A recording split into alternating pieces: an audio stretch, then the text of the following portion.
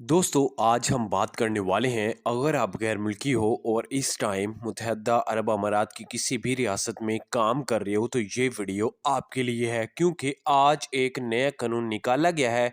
Pakistani Indians और बांग्लादेशियों के लिए 500 दिरहम जुर्माना होगा इस छोटी सी गलती की वजह से। अगर आप भी ये गलती कर रहे हो तो आज से अभी से ये गलती करना छोड़ दो, वरना आप लोगों की एक महीने की यानी 15 दिन की सैलरी जा सकती है।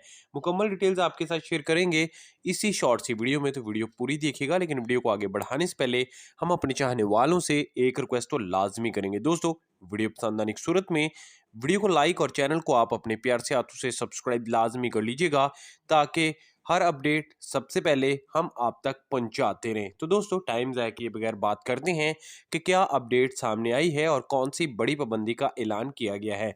देखिए दोस्तों, अगर आप कोई भी इशारा तोड़ते हो तो अब इशारे पर आप लोगों को 10 ब्लैक पॉइंट और 500 दिरहम फौरन जुर्माना अदा करना होगा, वरना आप लोगों की गाड़ी बंद कर दी जाएगी।